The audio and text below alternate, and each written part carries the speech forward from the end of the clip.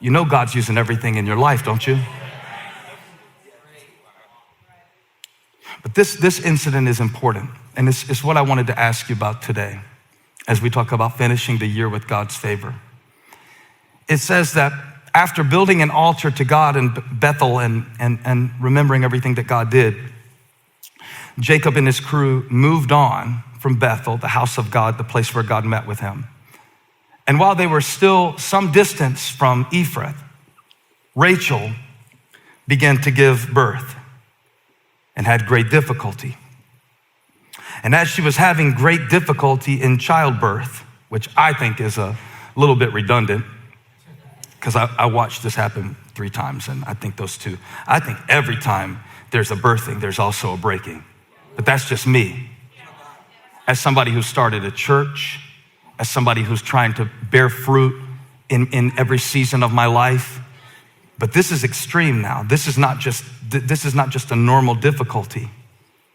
This is actually a matter of life and death. And in the middle of this, the midwife said to Rachel, "Don't despair, for you have another son." But watch this. As she breathed her last, for she was dying, she named her son Benoni, but his father named him Benjamin. Now this is going to require a little bit of explanation to translate Benoni, which means child or son of my trouble. Ben is the part that means son. Oni is the part that means trouble. Or some translators put it sorrow. But either way you put it is pain. And as she's breathing her last breath, understandably, she names the child that she is birthing out of the pain that she's experiencing. Her perspective is, this is costing me my life. And in a very poetic record, the writer tells us, the writer of Genesis, that as she was breathing her last breath, this baby was breathing its first breath. And we see here the confluence of the origin of Benjamin, who would actually represent the kingly tribe of Israel. But he wasn't called Benjamin because his mother named him out of her pain. Benoni. But his father named him Benjamin. But his father, who just lost the only woman he really ever loved, who just lost the thing that he worked 14 years to obtain. That in the middle of his loss, watch this, because this is what God is challenging us to do right now. He decides to label, not according to what he's about to bury, but about what was birthed out of what he buried. Now, many of us, this is not a cotton candy Christmas message, have had to bury a lot of things this year. Even as a ministry, we had to bury every plan that we had for opening new campuses, for the ways that we thought we would reach people, for every Elevation worship tour that we booked in NBA arenas. For everything that we planned this year, there were funerals that we had to have, and you did too. You did too. What inspired me about the text was found not in the fact that it was his favorite wife that he buried, because, in that is a sermon. But what got me about it that I never saw when I preached it 5 years ago, you ready, Christian? It says that over her tomb, Jacob set up a pillar, and to this day, that pillar marks Rachel's tomb. But back up to verse 19, because I think this is powerful. So Rachel died and was buried on the way to Ephrath, that is Bethlehem. So I read how Rachel, the woman that Jacob loved, was buried just outside of Bethlehem. And then I read how Micah said that out of Bethlehem will be born a ruler who will dash the princes of men into pieces and whose kingdom will know no end. And then I read about Mary, who was highly favored, who gave birth through a virgin womb to the world's greatest salvation. And it brought to me this question: do we know Bethlehem better by what was buried there, or what was born there?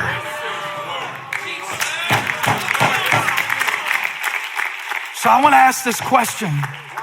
I want to ask this question about your Bethlehem. Remember, we sing, oh little town of Bethlehem, like it's cute.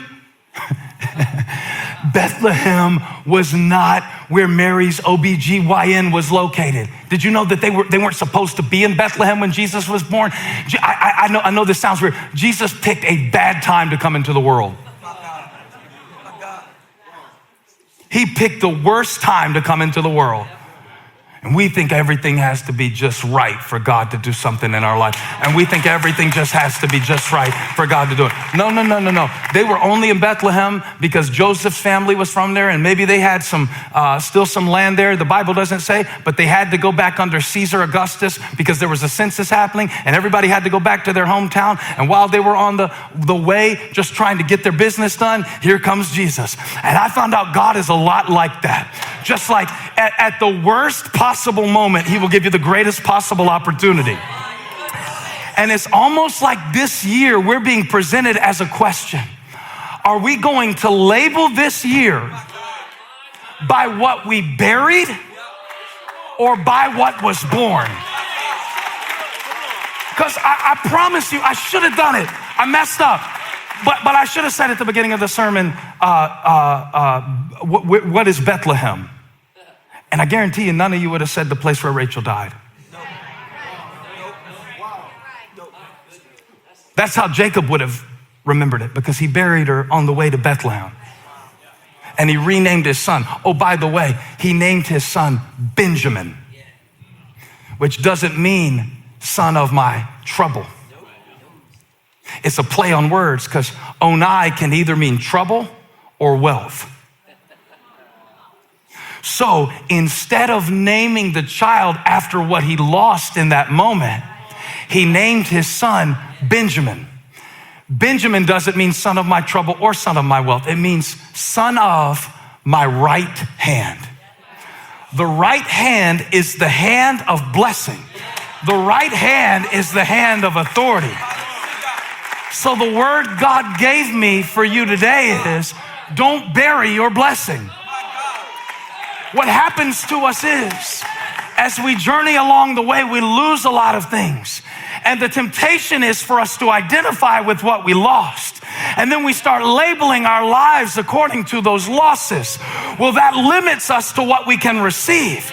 But if you can make a decision at this point in the year to call his name Jesus.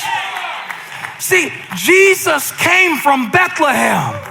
Jesus was born in the place where Rachel was buried. Don't you see it? That's the same place David came from Bethlehem. That little boy with a little rock who took down a big giant. That's why Micah said, out of you, Bethlehem, will come the salvation of the world.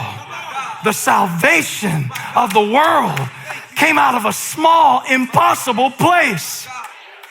And that's why I called it the year of the Lord's favor. Because God said it was. But God said, the Father said, she named him Benoni. Your facts are trying to name your life right now.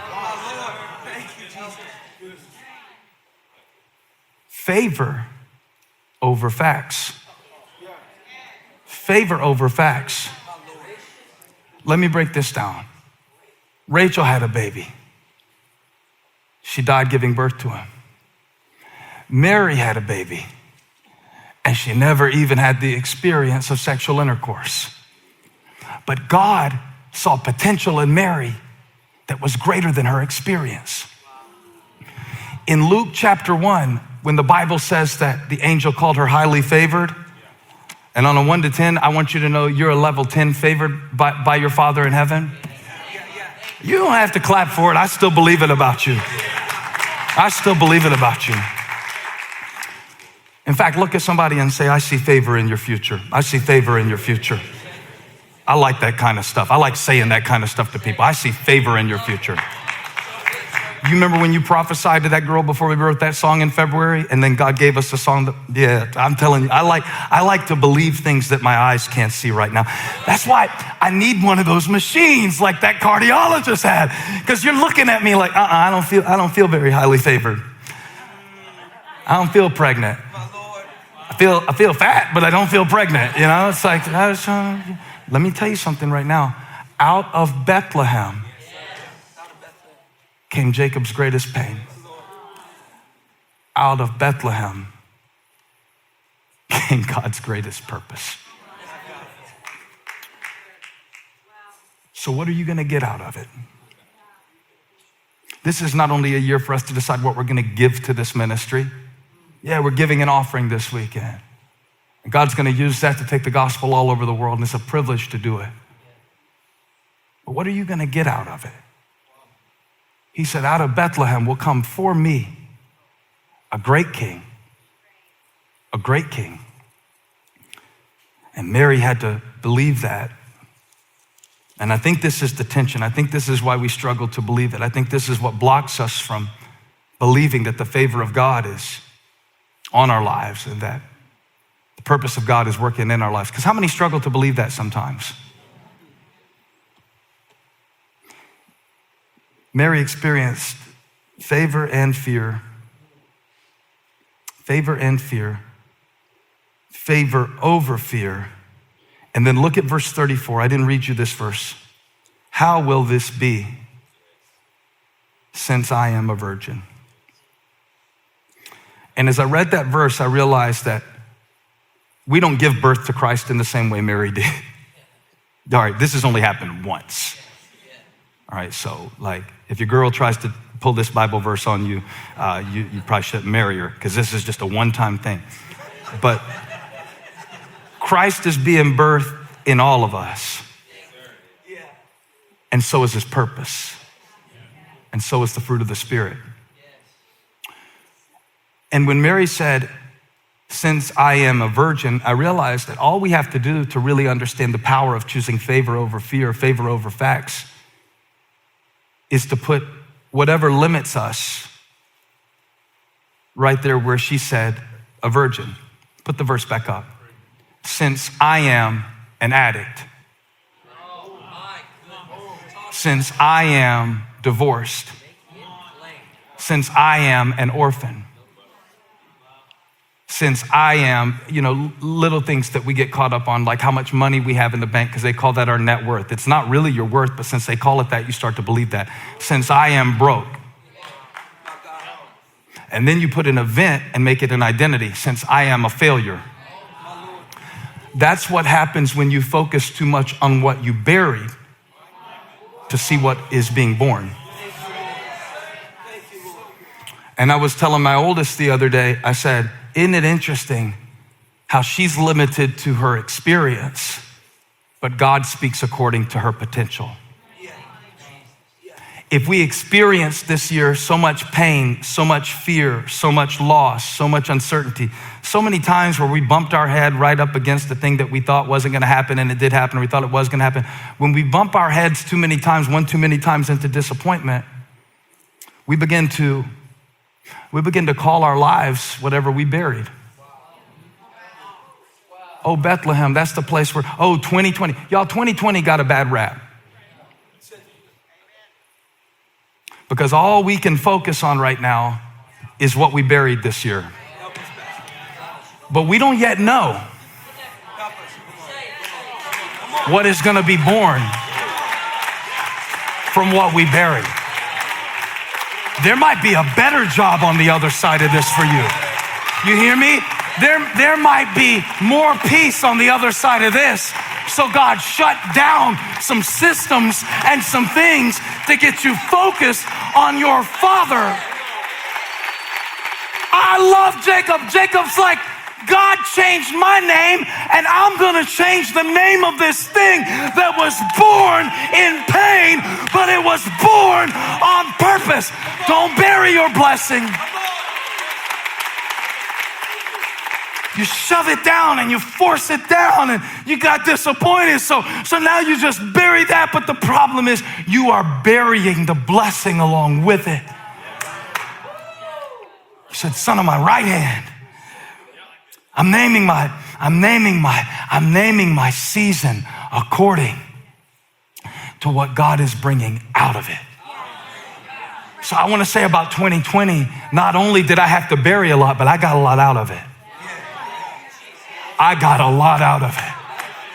I learned some things about myself that I didn't like. Then I had to confront them. And guess what happened when I confront them? God gave me grace for them. And he showed me that he loves me even through all that. Even some of the stuff that I don't like, that's what he wants to use. I got a lot out of it. I know that sounds funny to say that, because we did lose a lot, and maybe you lost more than me. And I'm not saying this in some little pretty preacher way, prancing up here in the pulpit, talking about these little things that preachers say. But if you have faith to know that what is being born is greater than what you're burying, then say it right now. I got a lot out of it. Hey, 2020, I appreciate you. You gave me my sight back. You taught me how to seek the kingdom. Yeah. You taught me how to walk by faith. I got a lot out of it. I got a lot out of it. Bethlehem isn't the place where I buried Rachel. It's the place